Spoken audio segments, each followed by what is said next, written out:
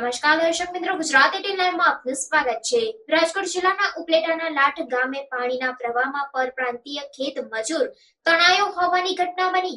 રાજકોટ જિલ્લાના ઉપલેટાના લાઠ ગામની ઘટના ઉપરવાસમાંથી પાણીનો પ્રવાહ આવતા પરપ્રાંતીય ખેત મજૂર પાણીમાં તણાયો। ઘટનાની જાણ કરતા એસડીઆરએફની ટીમ, મામલતદાર, ડીવાયએસપી, પોલીસ તેમજ ધારાસભ્ય ઘટના સ્થળે પહોંચ્યા। એસડીઆરએફની ટીમ દ્વારા બોટની મદદથી યુવકની શોધખોળ શરૂ કરવામાં આવી। ઉપલેટાના લાઠ ગામે જ્યારે વરસાદ હોય ત્યારે આ જ પ્રકારની સ્થિતિ જોવા મળે છે। જ્યારે ચોમાસું હોય ત્યારે 4 થી 5 ગામ સંપર્ક વિહોણા બને છે। ત્યારે ધોરાજી ઉપલેટા વિસ્તારના ધારાસભ્ય મહેન્દ્રભાઈ પાટડિયા દ્વારા મુખ્યમંત્રીને પુલ ઊંચો લેવા માટે રજૂઆત પણ કરવામાં આવી છે। ઉપલેટા લાઠ ગામ સરપંચ દ્વારા ફૂડ પેકેટ પહોંચાડવામાં આવ્યા તથા એસડીઆરએફની ટીમ દ્વારા પણ ફૂડ પેકેટનું વિતરણ કરવામાં આવ્યું।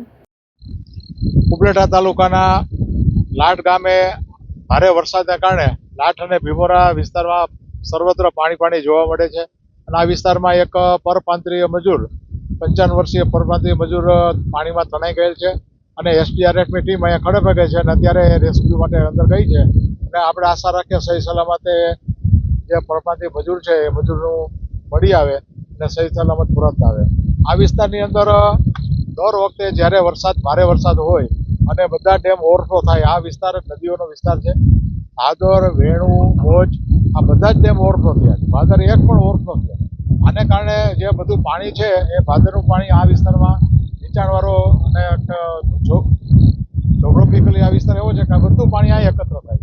એને કારણે આ વિસ્તારની અંદર આ બે ગામ છે લાઠ ભીમોરા અને મજેઠી, ક્યારેક તો સંપર્ક વિહોણા ગામ થઈ જાય।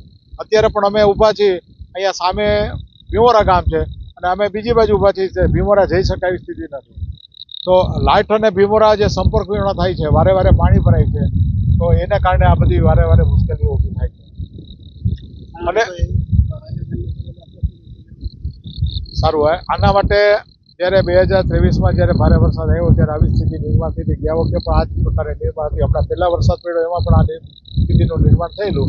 ત્યારે 2023માં માનનીય મુખ્યમંત્રીશ્રીને આ વિસ્તારનો જે રસ્તો છે સમઢિયાળાથી ભીમોરા સુધી, એ રસ્તો વાઇડ કરવો અને સ્ટ્રેન્થનિંગ કરવો, એના માટેની રજૂઆત કરેલી ને સાહેબે તાત્કાલિક મંજૂર કરી આપી અને આખી અત્યારે પ્રોસેસમાં છે।